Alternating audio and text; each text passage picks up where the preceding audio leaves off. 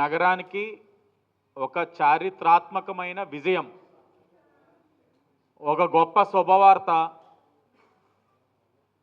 రాజమహేంద్రవరానికి, ఆంధ్రప్రదేశ్కి కేంద్ర రాష్ట్ర ప్రభుత్వాలు కలిసి ముందస్తుగానే సంక్రాంతి కానుకను ఇవ్వడం జరిగింది. ఖేలో ఇండియా పథకం కింద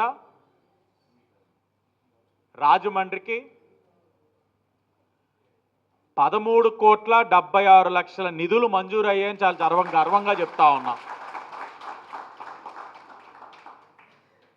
రాజమహేంద్రవరం యువత మరియు క్రీడాకారులకి దశాబ్దాలుగా వారి యొక్క కళని నెరవేర్చింది ఈరోజు కూటమి ప్రభుత్వం, ఈ శాసనసభ్యుడు అనే విషయాన్ని మీ ద్వారా ప్రజలందరికీ తెలియజేస్తా ఉన్నాం. రాజమహేంద్రవరంలో ఒక మల్టీపర్పస్ ఇండోర్ స్టేడియం ఉండాలన్నది క్రీడాకారుల ఒక ప్రతిసారి కూడా వారి యొక్క ప్రతిపాదన. ప్రతి ఎలక్షన్లోని వాళ్ళు ప్రతిపాదిస్తానే ఉన్నారు. అది వారి యొక్క కళే కాదు, అది నా కళ కూడా. ఆ కళని నెరవేర్చడానికి 18 నెలలుగా పడ్డ కష్టం అంతా ఇంత కాదు. నా వైపు ఒక విధంగా ఒక ఆలోచన, మరో ఆలోచన పార్లమెంట్ సభ్యురాలుగా దగ్గుబాటి పురంధేశ్వరి గారు, నేను ఆలోచించేదే ఆవిడ కూడా ఆలోచిస్తూ, నేను ప్రతిపాదన చేసింది ప్రతీది కూడా ఆవిడ కేంద్రంలో సంప్రదిస్తూ ఈ రోజున రాజమహేంద్రవరం ఒక కళ, రాజమహేంద్రవరం ప్రజల యొక్క కళ, రాజమహేంద్రవరంలో ఉన్న క్రీడాకారులు ఒక కళ ఈ రోజున పార్లమెంట్ సభ్యురాలుగా దగ్గుబాటి పురంధేశ్వరి గారు, శాసనసభ్యుడిగా ఆదిరెడ్డి శ్రీనివాస్ అన్న నేను నెరవేర్చవని ఈ సందర్భంగా చాలా గర్వంగా తెలియజేస్తా ఉన్నా.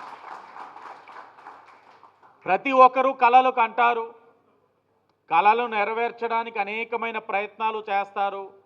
ఆ కళల్ని రీల్స్ రూపంలో చూపించుకుంటారు, ఫ్లెక్స్ల రూపంలోని ప్రదర్శనలు చేసుకుంటూ ఉంటారు. రీల్స్లో వేయడం మాత్రాన, ఫ్లెక్స్ల్లో వేయడం మాత్రాన కళలు నెరవేరవు. ఆ కళలు సాధించడానికి కృషి చేయాలి. ఆ కృషి చేసినప్పుడు మంచి ఫలితాలు ఇస్తాయి. అలాగే ఆ కళలు నిలబెట్టుకోవడానికి అన్ని విధాలుగా కూడా ప్రయత్నాలు చేయాలి. ఈరోజు కళలు కన్నాం, కళలను నెరవేర్చడానికి కృషి చేశాం, పట్టుదలగా 18 నెలలు కూడా ప్రయత్నాలు చేసుకుంటూనే ఉన్నాం. ఈరోజు ప్రయత్నాలు మంచి ఫలితాలు అందించినాయని కూడా ఈ సందర్భంగా తెలియజేస్తా ఉన్నా. అలాగే నేను ప్రతిసారి చెప్తా ఉంటాను, మన ఆలోచన మంచిదైతే, మన సంకల్పం గొప్పదైతే, నువ్వు వెళ్ళే దారి ప్రజలకి శ్రేయస్కరమైతే, ఒక్క అడుగు నువ్వు ముందుకు వేస్తే పైన దేవుడు నీతోటి 10 అడుగులు వేయిస్తాడని పదే పదే పదే పదే నేను చెప్తా ఉండేవాడిని.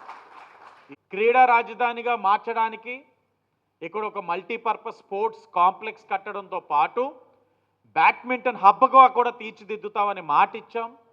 లాలాచేరులో మంచి బ్యాడ్మింటన్ కోర్ట్ నిర్మాణం చేసుకున్నాం, ఓపెన్ చేసుకున్నాం. అలాగే సౌత్ ఇండియా మీట్ ఒకటి ఇక్కడే ఏర్పరిచాం రాజమహేంద్రవరంలో. సీనియర్ బ్యాడ్మింటన్ ర్యాంకింగ్ వాళ్ళు కూడా ఇక్కడ మంచి టోర్నమెంట్ 5 రోజులు నిర్వహించాం. అంటే ఒక క్రీడా హబ్గా తీర్చిదిద్దడానికి ఈ నగరానికి అనేక విధాలుగా ముందు నుంచి అడుగులు వేస్తూ ఈ రోజున పెద్ద అడుగు ఈ మల్టీపర్పస్ స్పోర్ట్స్ కాంప్లెక్స్కి నిధులు మంజూరు చేయడం, అది ఖేలో ఇండియా కింద. కొంతమంది ఉంటారు ఉడత ఊపుతూ ఎంపీ గారు ఎక్కడ ఉన్నారు, ఏం చేస్తూ ఉన్నారు అని అడుగుతూ ఉంటారు. కనబడితే సరిపోదు, పనుల్లో కూడా కనబడాలి. ఆవిడ పనుల్లోని ఆవిడ యొక్క చిత్తశుద్ధిని నిర్వహిస్తూ ఉన్నారు. ఈ యొక్క ఖేలో ఇండియా ఏదైతే 14 కోట్లు మంజూరు చేయడంలో కానివ్వండి, రాజానగరంలో అతి దగ్గరలో ఒక జూని ఏర్పాటు చేయడంలో కానివ్వండి, ఆవిడ యొక్క చిత్తశుద్ధిని పనుల్లో చూపిస్తూ ఉన్నారు. అలాగే మనం చూసాం,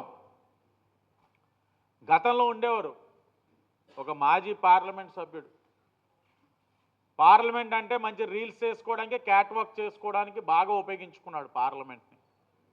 అంటే అదేనేమో ఒక ప్రజాప్రతినిధిగా చేయాల్సిన కార్యక్రమాలను అనుకునే రోజులు, లేకపోతే పూలు జల్లమని అడగడం, ఇలాంటివన్నీ కూడా అంటే ఒక ప్రజాప్రతినిధిగా గౌరవపదంగా చేయాల్సిన కార్యక్రమాలు ఏ రోజు కూడా గతంలో జరగల. కానీ ఈ రోజున చేయాల్సిన కార్యక్రమాలు మేము చేస్తున్నాం.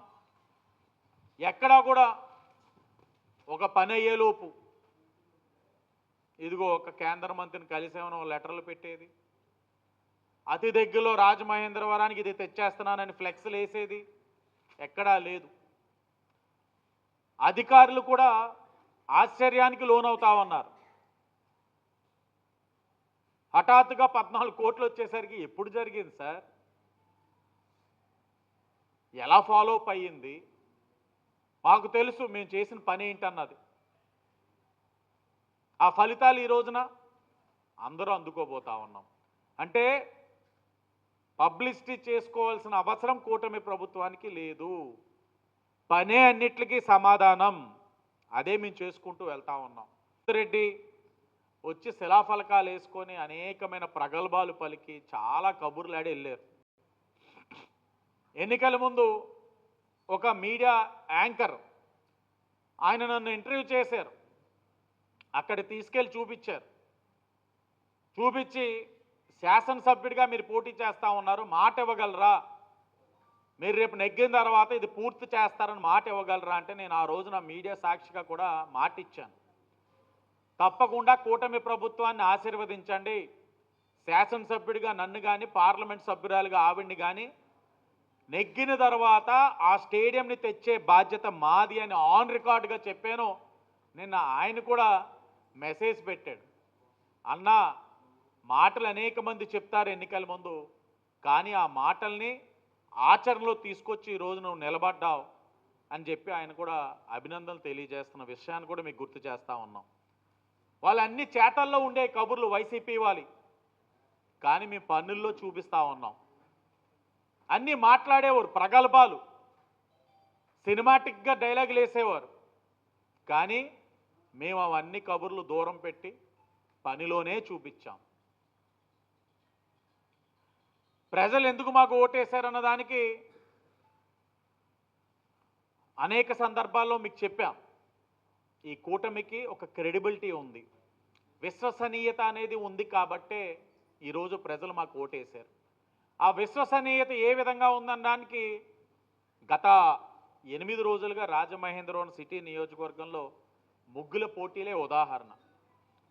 అనేక ప్రాంతాల్లో ముగ్గులు వేయడంతో పాటు ఆ వేయడానికి సరదా చూపించడంతో పాటు కూటమి ప్రభుత్వం పైన వారికి ఉన్న అభిమానాన్ని, కూటమి ప్రభుత్వం ద్వారా వాళ్ళు పొందుతున్న సంక్షేమ కార్యక్రమాల్ని, అది చట్టపరంగా కానివ్వనండి, ఏదైతే మీ భద్రత మా బాధ్యతలోని వాళ్ళకి అందుతున్న ఫలితాలు కానివ్వండి, వీటన్నిటిని కూడా ముగ్గుల్లో మా అందరికీ కూడా తెలియచేశారు.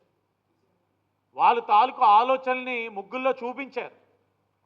నగరంలో జరుగుతున్న అభివృద్ధి కార్యక్రమాల్ని ముగ్గుల్లో చూపిస్తూ ఉన్నారు. అలాగే గోదావరి జిల్లా వారికి ఎటకారం కూడా ఎంత ఉందన్నది కూడా ముగ్గుల్లో చూపించారు. ఒడియమ్మ బంటిని వేశారు, రక్త పింజర్ని కూడా వేసి చూపించారు. అంటే మా మహిళామణులు చాలా చమత్కారం ఎక్కువ, ఎటకారం ఎక్కువ, అలాగే మమకారం కూడా చాలా ఎక్కువ అన్నది ముగ్గుల పోటీల ద్వారా మాకు తెలియజేశారు. ఆశ్చర్యపోయాం. 42 వార్డులు కలిపి సుమారు వేలల్లో, మా వాళ్ళు చెప్పడం సుమారు 15,000 మంది ముగ్గుల పోటీల్లో పాల్గొన్నారు. ముగ్గులు వేసి వాళ్ళ అభిమానాన్ని, వాళ్ళలో ఉన్న సృజనాత్మకతని, అలాగే వారి యొక్క అన్నిటిని చాటారు. మేము అనేక సందర్భాల్లో చెప్పేవాడిని, ముగ్గుల పోటీలు అన్నది ఓట్ల కోసం కాదు, సంస్కృతి సాంప్రదాయాన్ని కొనసాగించాలన్న దానికే తెలుగుదేశం పార్టీ వాళ్ళు ఈ ముగ్గుల పోటీలను పెడతా ఉన్నారు. భవిష్యత్తులో కూడా కొనసాగిస్తామన్నది కూడా వాళ్ళందరికీ కూడా తెలియజేశాను. శ్రీకాకుళం ఎయిర్పోర్ట్లో ఏదైతే గతంలో ఉన్న ముఖ్యమంత్రి ఇప్పుడు ఏదైతే మాటలు మారుస్తూ ఉన్నారో ఒకసారి ఆలోచించుకోవాలి. భోగాపురం ఎయిర్పోర్ట్ పైన ఆనాడు నానా యాగి చేశారు. అమరావతి పైన ఆనాడు ప్రతిపక్ష నాయకుడిగా ఉన్న ఇదే జగన్మోహన్ రెడ్డి అమరావతికి సంపూర్ణమైన మద్దతు ఇస్తా ఉన్నాం రాజధాని కానీ అసెంబ్లీ సాక్షిగా చెప్పి ముఖ్యమంత్రి అయిన తర్వాత 3 రాజధానులని చెప్పి ఇప్పుడు శరవేగంగా అమరావతిలో అభివృద్ధి జరుగుతూ ఉంటే అమరావతికి ఈ రోజున ఈ దశ వచ్చిందంటే మేము చేసిన పనుల వల్లే అని ప్రగల్భాలు పలుకుతూ ఉన్నారు.